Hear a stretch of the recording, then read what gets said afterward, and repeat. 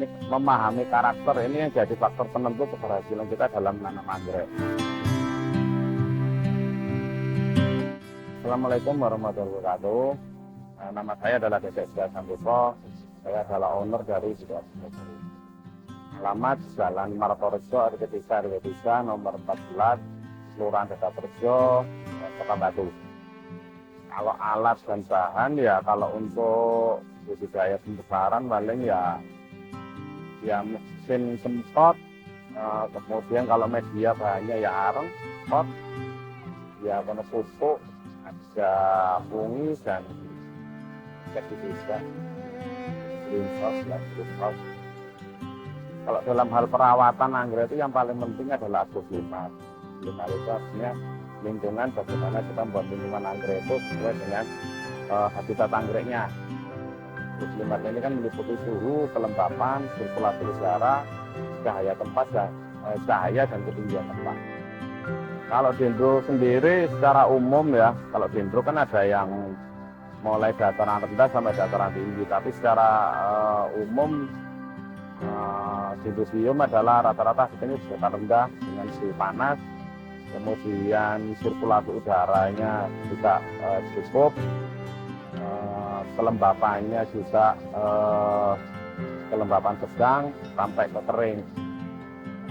Itu untuk kemudian kebutuhan sinar matahari juga butuh banyak. Selain suhu yang rata-rata sekitaran 26 sampai 30-an. Ya, di sini di Batu sini kan suhunya kan memang suhu dingin ya, suhu rendah. Nah, itu makanya saya buat mikroklimat buat greenhouse. Selain tujuannya untuk mengatasi curah hujan yang tinggi, menciptakan kondisi lingkungan yang kering, di sisi lain juga menciptakan suhu yang panas sesuai dengan kebutuhan anggreknya. Jadi di sini kalau siang suhu bisa sampai 30-an. Kadang kalau ekstrim bisa sampai 35 sampai 40 derajat. Kalau penyiraman sendiri ya tergantung media yang kita gunakan. Kemudian juga faktor lingkungan itu paling mempengaruhi. Kalau memang medianya kita pakai arang, kemudian sekali disiram langsung kering ya, tiap hari bisa penyiraman. Cuman kalau kemampuan media menyerap airnya lumayan ya, tentu nunggu media kering bisa 2 hari baru disiram. Jadi tergantung kondisi lingkungan biasanya. Kalau pemupukan sama saya kira dengan anggrek-anggrek yang lain. Pemupukan seminggu 2 kali pagi hari. Kemudian nutrisi selain pupuk juga ada kayak vitamin. Vitamin itu atau pakai BPC atau pakai apa tergantung kondisi tertentu. Misalnya tanaman habis stres, habis overpot, habis dari pengiriman jauh, itu biasanya bisa diberi nutrisi tambahan selain pupuk. Ya kalau pupuknya pupuk daun rata-rata bagus, biasanya tergantung. Memang rata-rata bisa semua dipakai, tapi biasanya yang paling bagus tentu yang memang harganya lebih mahal, biasanya lebih bagus. Kalau merek kita sebut merek ya bisa Sapiota, bisa Grumor, bisa Gandasil, Mamistru, atau Baivolan juga.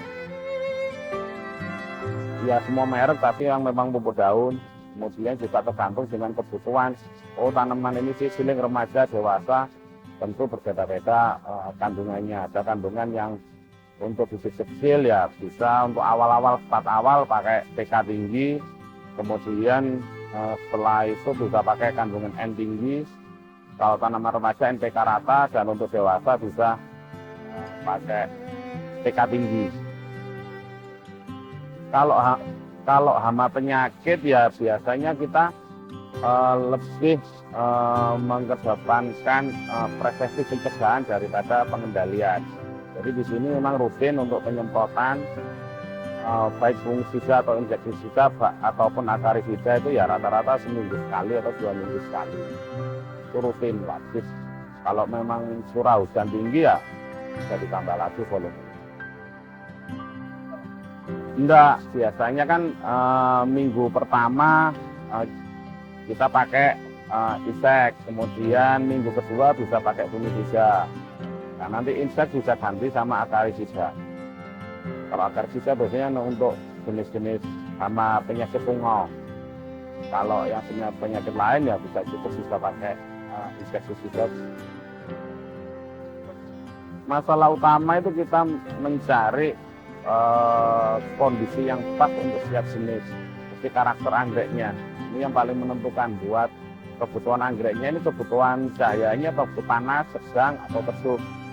Nah, ini memahami karakter ini yang jadi faktor penentu keberhasilan kita dalam menanam anggrek. Kalau anggreknya suka teduh, kita panaskan dengan suhu tinggi, tentu akan jadi masalah. Demikian juga sebaliknya, jadi menjadi komposisi yang pas, itu yang faktor paling utama. Untuk trik dan tipsnya tentu berbeda-beda tergantung jenis karakter. Misalnya di museum yang suka kering, tentu medianya jangan banyak-banyak. Kemudian jangan pakai media yang menyimpan air terlalu banyak. Itu yang medianya yang kering, begitu disiram nggak sampai sehari, setengah hari cepat kering. Nah, itu yang bagus. Media bisa dari arang yang keras, atau pakai kulit kayu, atau kayu bisa, atau pakai papan pasir, tergantung media apa yang ada di sekitar kita bisa kita manfaatkan untuk media. Kalau memang suka yang kelembapan cenderung lebih tinggi, ya bisa pakai media arang, medianya juga agak dibanyakin untuk bisa menyimpan airnya lebih banyak. Pertumbuhan anggreknya bisa tumbuh maksimal. Itu semua tips untuk perawatan anggrek. Jangan lupa berkunjung ke kebun di Nursery, dan jangan lupa like dan share.